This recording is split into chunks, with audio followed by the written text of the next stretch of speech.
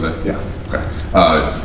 Was looking at some of DeAndre's numbers, and basically the only big that's been as efficient as him with at least 10 field goal attempts is Jokic. And you have to kind of take out Jokic's threes and just the finishing almost everywhere. You've seen it for spots in his career prior, but where do you feel like that just next level has gone to, and kind of in convergence with what the guards are doing to get him free as well?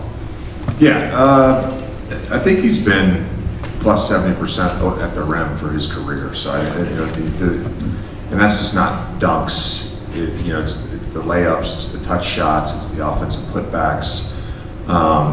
Equally as impressive, though not shooting 72%, but also very good from that mid-range kind of paint to 10 to 12 feet area. So he's just scoring the ball efficiently and having again, I talked about this last night, having a good feel for where his scoring opportunities are going to be, and recognizing that whether it's putting two on the ball, whether it's going against a switch and a smaller defender, whether it's opportunities to crash, opportunities to get early steals in transition, like he's consistently doing all of that for us. Phoenix, I think, still leads the league in steals and just kind of been active. What's the most important thing? Obviously, don't turn the ball over, but how do you kind of gauge that with what they do and how aggressive they are? I think it was actually a book that was talking about this the other day after they played at OKC, which is the pressure and the fouling 3-4 times on a possession that those teams do, because Phoenix plays a lot like OKC. It's to get you sped up, it's to get you disorganized. So whether it's a pressure release, whether it's being strong with the basketball, whether it's a backcourt screen with the five, like there's different ways that teams can negate that pressure. I think it just starts with being strong with the basketball, not playing with the basketball, and then we got to be able to execute versus all the different coverages they're going to throw at us tonight. If Iguodala's at the five, they're going to red a lot. So it's not, you look at their numbers and you look at them on tape, and it's not a surprise they're one of the best defensive teams in the league. JJ, I got a couple for you, but first I just want to ask about Marcus. Saw he's out again tonight. Injury designation was changed from spasm to, I think, lower back injury management. Just what's his status in terms of moving forward, and did something specifically happen to cause the ailment? He was feeling a little tightness. I guess it was 3 games ago now. Before the game, played through it, tightened up after, and was really tight the next day. The day before Thanksgiving. So we got imaging. Imaging was unremarkable. Looked like a normal 11-year NBA veteran. We've all gotten that MRI. So we're not concerned long term. It's a day-to-day thing, and I had a number of those like week to 2 week episodes during a stretch of my career when I played for the Clippers, and it would just pop up, and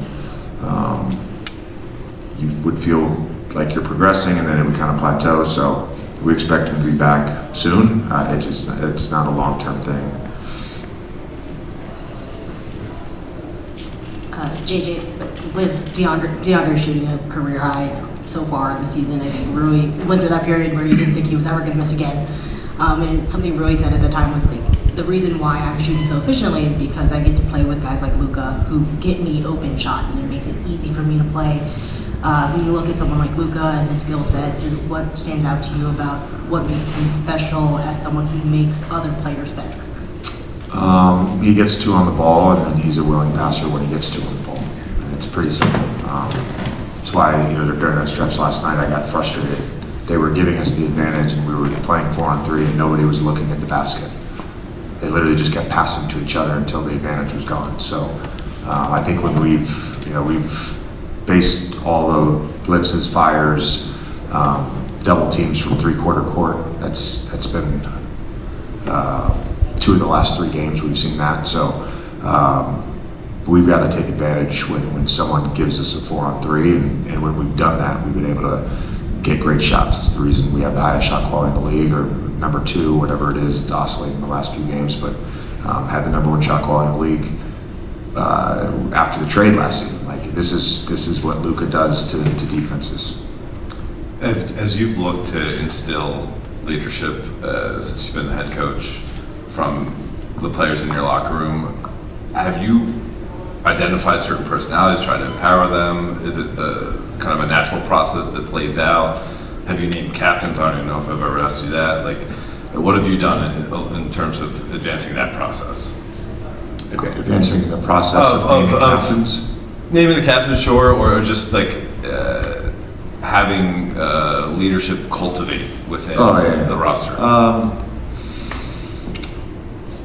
I remember Rob talking about our captains last year when I started with AD and LeBron. That wasn't, I mean, if they want to be captains, that's fine. I don't think I named any captains. I personally believe that everybody can lead, and everybody has a responsibility to lead, and everybody gets to lead in their own way. And so encouraging that is something that I do and try to do almost on a daily basis with every player. Dave is our media captain last year. You have a photo to prove it. And armband.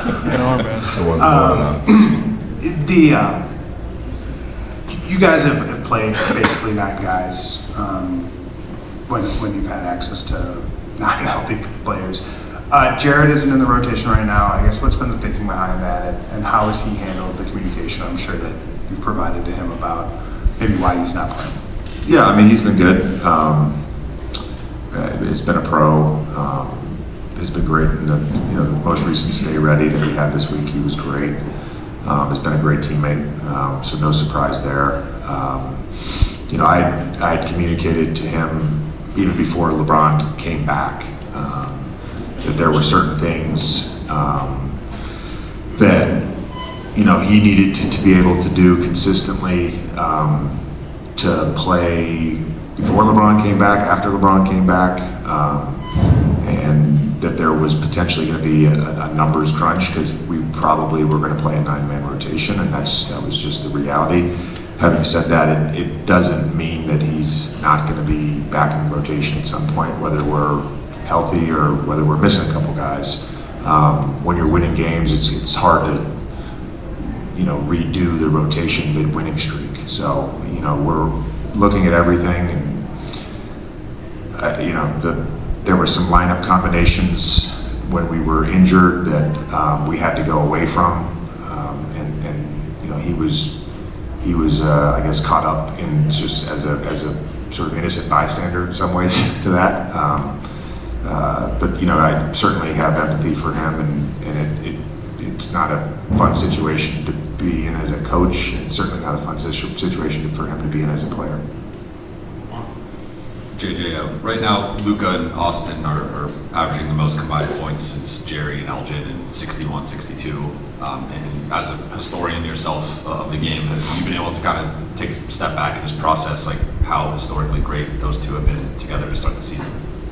What, the most combined points for any teammates? Or Yeah. in Lakers history? I don't. I mean, history. Wow, that's pretty impressive. I was reading an interview Steph did recently. I think it was on HoopsHype today. I saw the link for it, and he talked about when you're a person that stays present in the moment, it can all feel very surreal, and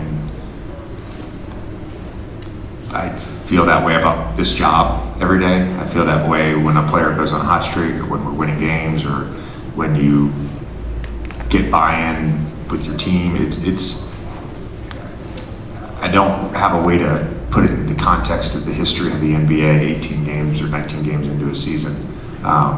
But when you're watching it and witnessing it on a nightly basis, it feels surreal.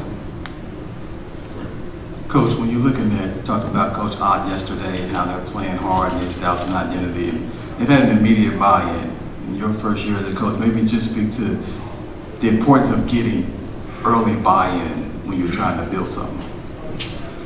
Yeah, part of the job every single year, but particularly year one, is trying to establish a culture and identity. And I think without that, it's hard to have any sort of sustained success over the course of a season or over the course of multiple seasons. And Jordan has clearly been able to do that. I think he's done a hell of a job this year. saw that right away in our first preseason game in Palm Springs. And, they're doing, can't remember if it was last night or Friday night, but they're doing all the things that give you a chance to win every night. And those guys have bought into that, and it's giving them an opportunity to be a successful team this year. Coach, first as a player, now as a coach, how do you see the evolution of the game in terms of what's the next frontier? Can guys run any faster, play any faster than what they're playing now? Is it going to be more tactical? Is it going to be driven by the kind of athlete that plays the game? What do you see there?